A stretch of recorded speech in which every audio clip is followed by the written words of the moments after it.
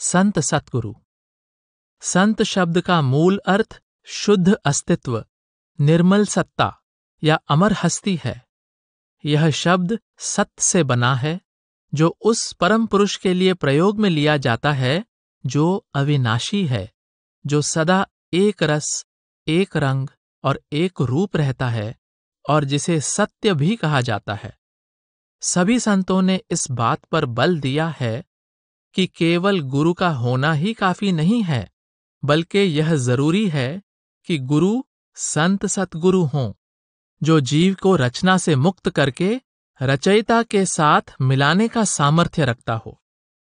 सतगुरु के ज्ञान, उपदेश या दीक्षा के 3 अंग हैं: सुमिरन, ध्यान और शब्द धुन। सतगुरु शिष्य को अपनी सुरत अंदर एकाग्र और स्थिर करने की युक्ति सिखाता है, जिससे सुरत अंदर शब्द की ध्वनि के साथ जुड़ जाती है और निज घर का मार्ग तय करते हुए अपने असली ठिकाने पहुंच जाती है। आपने अपनी वाणी में इन तीनों का वर्णन किया है। सुमिरन: अब तो ही नेक न बिसरौं साईं, बार बार सुमिरौं चित्त लाईं। ध्यान: सुंदर सुरति सुधारि के, गुरु चरणन कर ध्यान। शब्द: धुन धधक धीर गंभीर मुरली, मरम मन मार्ग गहो। इस युक्ति को मंत्र या गुरु मंत्र भी कहा जाता है। शिष्य गुरु के दिए हुए मंत्र के द्वारा काल रूपी सांप को वश में कर लेता है। तुलसी साहब फरमाते हैं, इया इतना भेद अभेद, गुरुन से मिले ठिकाना। कहें अगम की राह, सुरति से फोड़ निशाना। गुरु गैल मेल मिलाप तुलसी, मंत्र विषधर बसी करे। संतों के लक्षण। तुलसी साहब ने अपनी वाणी में संत सतगुरु के लिए साधु शब्द का प्रयोग भी किया है। ऐसे पूर्ण साधुओं के गुणों के बारे में आप फरमाते हैं, साध वोही जो सब कछु साधे, नहीं अनुमान बिरत अनुरागे। संजम बिना साध नहीं होई, बिन साधे साधु नहीं सोई। सवाल करे नहीं मुख से मांगे, बैठे रहे नाही एक जागे। गदला पानी बंधन सोई, बहता सदा निर्मला होई। जग की आस कबहू नहीं राखे, सतगुरु बानी को नित भाखे। सच्चा साधु मन इंद्रियों के वश में नहीं होता, बल्कि मन और इंद्रियां उसके वश में होती हैं। उसके हृदय में प्रभु का प्रेम समाया होता है। साधु अन्य किसी से कोई भी आशा नहीं रखता। एक ही जगह खड़ा पानी गंदा हो जाता है, जबकि लगातार बहता पानी साफ रहता है। उसी प्रकार साधु किसी विशेष स्थान से बंधा नहीं रहता, सदैव अलग अलग स्थानों पर जाकर लोगों को अपना संदेश देता है। उसके अंदर कोई भी सांसारिक इच्छा नहीं होती और वह अपने सतगुरु के उपदेश को ही जीवन का आधार बनाता है। तुलसी साहब फरमाते हैं, हृदय गरीबी दीनता, दृढ़ साध को निश्चय चही। खोटी खरी कोई कहन कहे, जिनकी नहीं मन में लही। अपनी रहनी रस रीति को, आठों पहर जांचे रही। सतगुरु बचन मुख बाक बानी, जानि सोई समझे सही। सबही सनातन संत ने, गुरु बैन की आँखी कही। हिये में समझ धर कर करे, सोई साध गुरु सूरत लही। निस्दिन चरण में लौ लगे, पल एक नहीं बाहर गई। हृदय गुरु के ध्यान बिनु, छिन एक नहीं न्यारी रही। साधु नम्रता का साकार रूप होता है।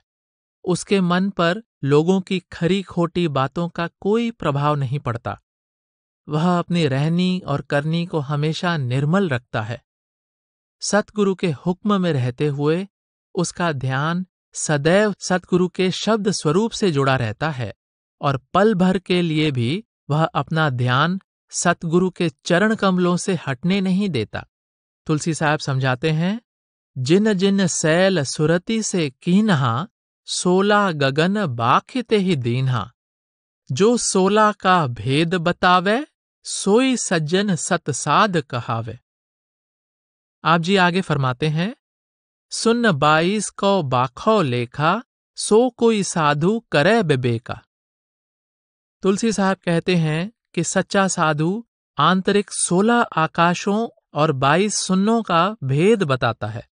आपके कहने का अभिप्राय यह है कि ऐसा संत आंतरिक मार्ग के सभी मंडलों को पार करके सबसे ऊंचे स्थान सतलोक तक पहुंच चुका होता है। सतगुरु का वास्तविक स्वरूप। तुलसी साहब कहते हैं, जिस प्रकार अथाह सागर की थाह पाना असंभव है, उसी प्रकार संतों की गति को समझ पाना असंभव है, क्योंकि संतों की गति अगम अथाह है। जो कोई कहे संत को चीन्हा, तुलसी हाथ कान पर दीन्हा। वेदों उपनिषदों में संतों को परमात्मा की तरह सत्य, चित्त और आनंद कहकर उनकी सराहना की गई है। शंकराचार्य ने विष्णु सहस्त्र नाम की टीका नंबर 12 में लिखा है, ज्ञान और नम्रता का पाठ पढ़ाने के लिए परमात्मा स्वयं ही संत के रूप में विराजमान होता है। तुलसी साहिब चौपाई में फरमाते हैं, वे हैं सत्य पुरुष अविनाशी, हैं सतगुरु पूरन पद बासी। दृष्टि देह देखन में नाही, हैं अदृष्ट गति अगम अथाही। उनकी गति सूक्ष्म समझाऊं, हैं अरूप रूप नहीं नाऊं। सूरज तेज बड़ा जग माही, उनसे अधिक तेज कोई नाही। कोटि सूर एक रोम लजावे, संतन की महिमा अस गावे। और कहाँ लग बरन बताऊं, थोड़ी कहन माहे समझाऊं। कोटि सूर एक रोम कहाई, ऐसे रोम करोड़न भाई। संत सतगुरु अमर अविनाशी सत्पुरुष का ही रूप होते हैं। वे परम धाम के निवासी होते हैं। देखने में तो वे मनुष्य प्रतीत होते हैं, परंतु वास्तव में अगम अथाह गति के मालिक होते हैं। रंग रूप, नाम, स्थान आदि भौतिक सीमाओं से परे होते हैं। संसार में सूर्य को प्रकाश का सबसे बड़ा स्रोत माना जाता है, जबकि पूर्ण संत सतगुरु के नूरी स्वरूप के रोम रोम में करोड़ों सूर्यों का प्रकाश समाया होता है। आगे तुलसी साहब की वाणी में से कुछ उद्धरण दिए गए हैं, जिनमें उन्होंने संत सतगुरु के वास्तविक स्वरूप के संबंध में अपने विचार प्रकट किए हैं। आप फरमाते हैं, जहां संत तहां निर्गुण नाई, निरंकार जहां ज्योति न भाई। 10 अवतार जान नहीं पावे, ब्रह्मा विष्णु महेश न जावे। जह नहीं वेद जहां नहीं बानी, इनसे पारे पुरुष अनामी। जहां संतन की सुरत समानी, वो घर अगम संत से जानी। आप जी आगे समझाते हैं, जह नहीं पृथ्वी पवन आकाशा, 5 तत्व मार्ग नहीं श्वासा। चांद सूरज तारागन नाही, जोगी ब्रह्म विष्णु न जाई। 10 अवतार राह नहीं जानी, निरंकार नाही निर्बानी। ज्योति स्वरूप न पहुँचे भाई, नहीं ओंकार अकार न जाई। पार ब्रह्म जो कहिए ऐसा, जाके आगे सतगुरु देसा। जाके परे संत अस्थाना, उनका देश उन्हीं पहचाना। आप जी आगे फरमाते हैं, पदम कंवल पर आसन लावे, जह कोई साध सूरमा जावे। सुन्न और महासुन्न के पारी, जहां वह जाए लगावे तारी। सतपुरुष के दर्शन पावे, 3 लोक के पार कहावे। वह कहते हैं कि संत सतगुरु का असली स्वरूप सगुण और निर्गुण ब्रह्म, तीनों देवताओं, 10 अवतारों, सरस्वती और वेदों की पहुंच से परे हैं। संतों का निज धाम 5 तत्वों की रचना, धरती, आकाश, तारामंडल आदि से परे है। वह मंडल ज्योत निरंजन यानी ब्रह्म की पहुंच से परे है। त्रिकुटी के ऊपर पार ब्रह्म है और उससे आगे परम पुरुष प्रभु का धाम है। वही संतों का देश है। उस देश का रहस्य केवल संत ही जानते हैं। संतों की सूरत उस अगम अगोचर घर की निवासी है।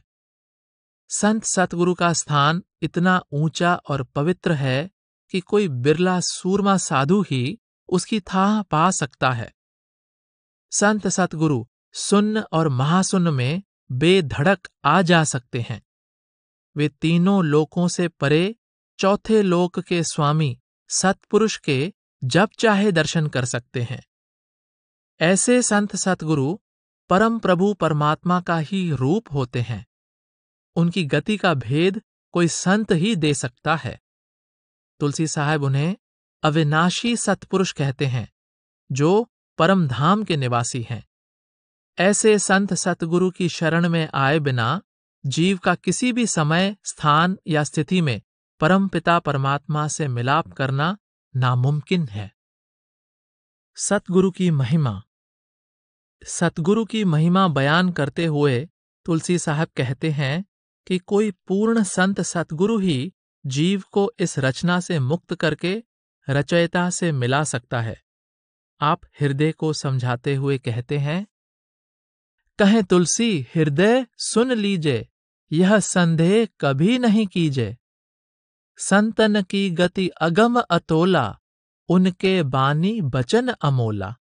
संतन की महिमा सभी, कहते माह लजाए। चरण आस सब कोई करें, भागन से मिल जाए। संत चरण पर ताप से, खान राह रुक जाए। नरतन में सतगुरु मिले, मेटे सकल सुभाए। संतों की महिमा अकथनीय है और उनके वचन परमार्थ के अनमोल ज्ञान से भरपूर होते हैं। उनकी अगम गति के बारे में मन में लेश मात्र भी संशय नहीं होना चाहिए। सब लोग उनके चरणों की शरण प्राप्त करना चाहते हैं, परंतु यह शरण प्रभु की दया द्वारा सौभाग्य से प्राप्त होती है। मनुष्य शरीर में रहते यदि जीव को सौभाग्य से पूर्ण संतों की शरण मिल जाए तो उसका आवागमन के चक्र से छुटकारा हो जाता है। वास्तव में उनकी महिमा का गुणगान शब्दों द्वारा नहीं हो सकता। तुलसी साहब फरमाते हैं, नर तन में सतगुरु पद सेवे, संत चरण चित से लौ लेवे। चरण छुवे छिन छिन में भाई, 8 पहर रहे लगन लगाई। मन में बास बसे नहीं औरी, संत दया से बंधन छोरी। जड़ चेतन बंधन की गांठी, अंदर खुले भरम की टाटी। मैला मन साबुन से धोवे, गहि गुरु ज्ञान हिये में जोवे। परम प्रकाश भास दिन राति, दीपक ज्ञान ध्यान बहु भांति। अगम अनैन नैन से न्यारा, सो जाने संतन का प्यारा। आप कहते हैं, जो भाग्यशाली जीव मनुष्य देह में सतगुरु के नूरी चरणों का दर्शन कर लेता है, अपना चित्त सदैव उनके चरणों से जोड़कर रखता है और जिसके हृदय में प्रभु मिलाप के सिवाय और कोई भी सांसारिक इच्छा उत्पन्न नहीं होती, उस पर संतों की ऐसी दया होती है कि उसके मन माया, कर्म और फल तथा आवागमन के सारे बंधन टूट जाते हैं। उसकी जड़ चेतन की गांठ खुल जाती है, अज्ञानता का नाश हो जाता है और उसके अंदर सच्चे ज्ञान का प्रकाश भर जाता है। सतगुरु द्वारा बख्शे इस ज्ञान रूपी साबुन से मन का सारा मैल धुल जाता है। वह माया के भ्रम में से निकलकर परम ज्ञान का प्रकाश प्राप्त कर लेता है और उसे अपने अंतर में उस अलख अगम प्रभु के दर्शन हो जाते हैं, जो इन बाहरी आंखों की सीमा से परे हैं। तुलसी साहब ने अपनी व्याख्या को और स्पष्ट करने के लिए रत्न सागर में एक वृत्तांत दिया है। एक बार सुबह सवेरे भगवान शिव और पार्वती कहीं जा रहे थे। भगवान शिव ने अचानक धरती पर लेटकर दंडवत प्रणाम किया। पार्वती ने उनसे पूछा कि मुझे तो यहां कोई नजर नहीं आ रहा, आपने प्रणाम किसको किया है? भगवान ने उत्तर दिया, पार्वती या भूमिका क्या कहूं वर्णन भाग, 10,000 के बाद यह संत रहें यही जाग। सुन हृदय कहूं संत की महिमा अगम अपार, कर प्रणाम वही भूमि को शंकर बारंबार। हे पार्वती, यह धरती भाग्यशाली है। 10,000 वर्ष पहले यहां संत प्रकट हुए थे। जिस धरती पर संत शरीर रूपी चोला धारण करते हैं, उसकी महिमा अगम अपार है। मैं उसे बार बार नमस्कार करता हूं। सतगुरु की आवश्यकता। परमात्मा से मिलाप ही जीव का परम उद्देश्य है और संतों की शरण लेकर ही इस उद्देश्य को पूरा किया जा सकता है। यह विधान परमात्मा का ही बनाया हुआ है। तुलसी साहब ने प्रभु प्राप्ति के लिए सतगुरु की आवश्यकता पर बल देते हुए कहा है, बिन मुर्शिद सब पचि पचि हारें, मुर्शिद ने सब काज सुधारें। सिद्ध सिद्धि बहु किए अनेका, पुनि पाया मुर्शिद से ठेका। मुर्शिद मुकर जाल से फेरा, मेहर नजर करी मुझ पर हेरा। जब देखा यह खेल बिलासा, छूटी यही जहान की आशा। अब दिल रहा मजहब के माहे, झूठ जहान खिलकत की राही। सब शरीयत ने राह बिगारा, मियाँ मार्फत किए दिदारा। जो शरीयत को सच करे जाने, बिना मूल सब भूल हिराने। यह जहान की उल्टी बातें, मारे मुकर फिर सतें लाते। वह स्पष्ट कर रहे हैं कि जब तक कामिल मुर्शिद यानी पूरा गुरु नहीं मिलता, तब तक जीव इस माया रूपी संसार के साथ ही बंधा रहता है, और जब मुर्शिद मिल जाता है तो सभी कार्य सिद्ध हो जाते हैं। तुलसी साहब कहते हैं कि मैंने परमार्थ में सफल होने के लिए अनेक यत्न किए, परंतु सफलता नहीं मिली। जब मुर्शिद की शरण मिल गई तो उसने अपनी दया दृष्टि से मोह माया के बंधनों और आवागमन के जाल से मुक्त कर लिया। मुर्शिद की शरण द्वारा जगत की आशा तृष्णा दूर हो गई, मन को सच्चे ज्ञान की प्राप्ति हो गई और मोह माया से भरा यह संसार झूठा प्रतीत होने लगा। तब मुझे इस बात का ज्ञान हुआ कि शरीयत यानी कर्मकांड मुक्ति का साधन नहीं, बल्कि संसार के साथ बंधे रहने का कारण है। जो लोग शरीयत या कर्मकांड को ही प्रभु प्राप्ति का सच्चा साधन मान लेते हैं, वे सार वस्तु को छोड़कर छिलके से बंधे रहते हैं। ऐसे लोगों को मृत्यु के बाद यमदूतों की मार खानी पड़ती है। जीव को प्रभु से मिलाने का माध्यम केवल सतगुरु ही है। सभी संत महात्माओं, वेद शास्त्रों और धर्म ग्रंथों का यही उपदेश है। तुलसी साहब अपनी वाणी में इसी तथ्य का स्पष्ट शब्दों में उल्लेख करते हुए कहते हैं, हे हृदय सतगुरु के ही काजें, जीव उबारन जगत बिराजें। हंस होए जो करे पिछाना, उन सतगुरु की महिमा जाना। आदि अनादि संत गोहरावें, सतगुरु बिना पार नहीं पावें। शास्त्र कहें और वेद पुराना, महिमा सतगुरु बरनि बखाना। और महात्म सब गोहरावें, सतगुरु साखी समझ सब गावें। कोटिन जीव यह करे उपाई, सतगुरु बिना राह नहीं पाई। जुग जुग भर मत भय अनेका, जिन भाखा जिन सतगुरु ठेका। तुलसी साहब दोहा फरमाते हैं, सत्संग अरु संतन कही, श्रुति पुराण गोहराए। शास्त्र सब महात्म कहें, सतगुरु का रे उपाय। अंदर गुप्त रूप से विराजमान परमात्मा से मिलाप संत सतगुरु की सहायता द्वारा ही संभव है।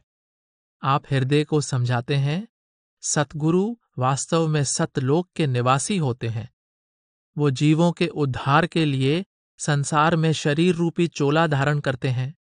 जो जीव हंसों जैसी निर्मल वृत्ति प्राप्त कर लेता है, उसे सतगुरु के वास्तविक स्वरूप और सामर्थ्य का बोध होने लगता है। अमर अनादि प्रभु का रहस्य केवल संत प्रकट करते हैं। वेदों, पुराणों और अन्य ग्रंथ शास्त्रों में भी सतगुरु की महिमा की गई है। जीव मन बुद्धि द्वारा युगों तक करोड़ों प्रयत्न करता रहे, परंतु सतगुरु की दया के बिना उसे प्रभु के परम धाम को जाने वाले मार्ग का कभी ज्ञान नहीं हो सकता। यही कारण है कि सभी धर्म ग्रंथों में अन्य सभी साधनों को त्याग कर सतगुरु की शरण प्राप्त करने का उपदेश दिया गया है। आप समझाते हैं, छल बल दांव लगे नहीं हाथा, फौड़े सिर कितने केई भांता। जब सतगुरु की मेहर मंझावे, उनकी दया रमज कछु पावे। और भांति कोई करे उपाव, सुपने उनका मिले न थाओ। ज्ञान जोग बैराग विधि से, और तने नहीं मार्ग दी से। वे अंदर घट लेई पिछानी, बोली में परखें सब बानी। आप जी आगे फरमाते हैं, बिन सतगुरु उपदेश, सुर नर मुनि नहीं निस्तरे। ब्रह्मा विष्णु महेश, और सबन की को गिने। आप जी आगे फरमाते हैं, बिन सतगुरु नहीं कर्म नसाई, जो कदाचि करे कोटि उपाय। वे सूरज यह किरण कहावे, भूमि भास तज रवि में जावे। तुलसी साहब सावधान करते हैं कि मन मर्जी से कोई चाहे अनेक साधन अपना ले, अन्य कई प्रकार के प्रयास कर ले, योग मार्ग, ज्ञान मार्ग और त्याग मार्ग आदि अपनाकर देख ले, परंतु सतगुरु की दया के बिना आंतरिक रहस्य प्रकट नहीं हो सकता। जब तक पूरे गुरु से निज घर वापस जाने के साधन और मार्ग का ज्ञान प्राप्त नहीं होता, साधारण नर नारी तो एक तरफ, ऋषि मुनि और देवता भी सतलोक वापस नहीं पहुंच सकते। जीव चाहे अन्य करोड़ों प्रकार के उपाय कर ले, सतगुरु की शरण और दया मेहर के बिना कर्मों का नाश नहीं हो सकता। परमात्मा सूर्य है और जीवात्मा उसकी एक छोटी सी किरण है। यह किरण सतगुरु की दया से ही वापस सूर्य में समा सकती है। सतगुरु से दीक्षा यानी गुरु मंत्र प्राप्त करके जब जीव अभ्यास करता है, तो उसे अंतर में शब्द धुन का आनंद प्राप्त होने लगता है। इसी आनंद के बारे में तुलसी साहब अपनी वाणी में कहते हैं, अब तो सुधि समझाई, पियू वा घर की गुरन, भेद दियोरी वाही देश। गगन गिरा केरी बिरह जनाई, सबद सोर घन घोर लखाई।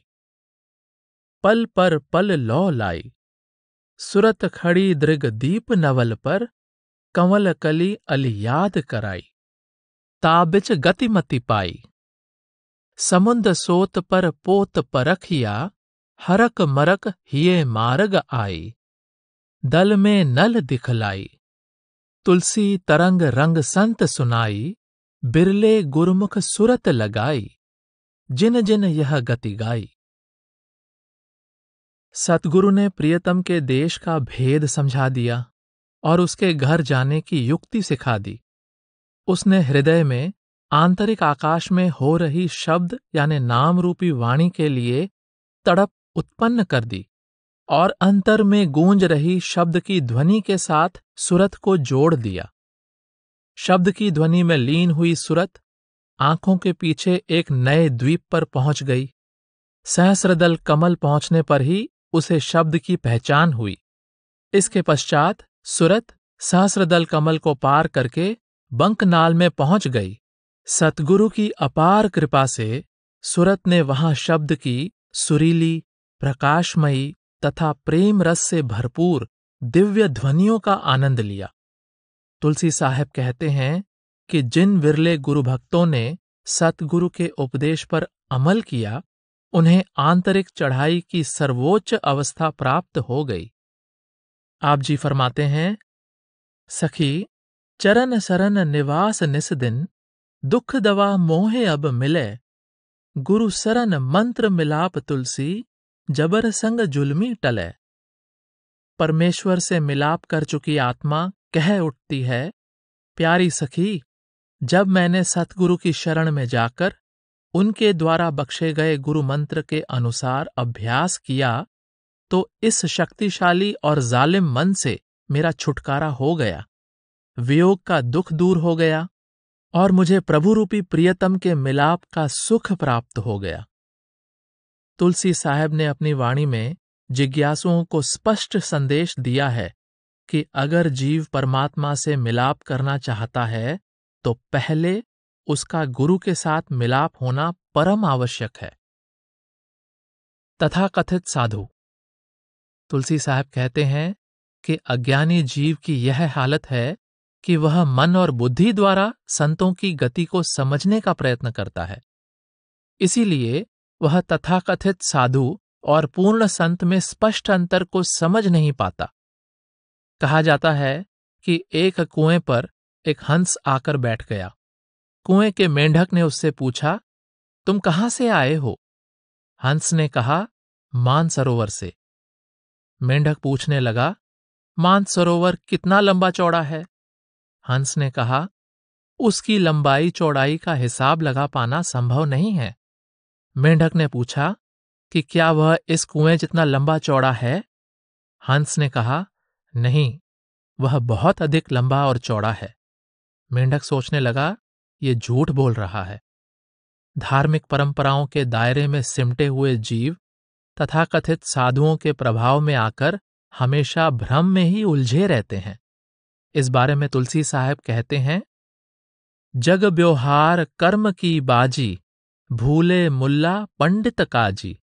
पढ़ी पढ़ी के सब खोज लगावें, पढ़ने पार भेद नहीं पावें।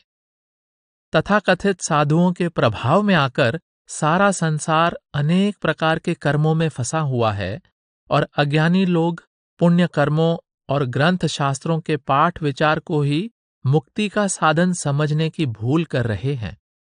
आप जी इस विषय में समझाते हैं, भेख संत दो एक समाना, संत चीन नहीं परख पिछाना। दो को यह इक सम जाने, धनवंत निर्धन परख न आने। करज कंगाल से लेने चाले, लकड़ी बांस बेचने वाले। वह का देवे करज बिचारा, मेहनत करी करी पेट संवारा। साहूकार से लेन न आवे, नित निर्धन से मांगन जावे। आवे न हाथ टका इक भाई, मूर्ख वो ही की करत बड़ाई। बाहर से देखने पर तथाकथित साधु और पूर्ण संत एक समान दिखाई देते हैं, परंतु दंभी साधु के पास आध्यात्मिक धन नहीं होता। उसकी हालत जंगल में से लकड़ियां लाकर बेचने वाले एक कंगाल जैसी होती है। जो स्वयं निर्धन है वह दूसरे को क्या दे सकता है?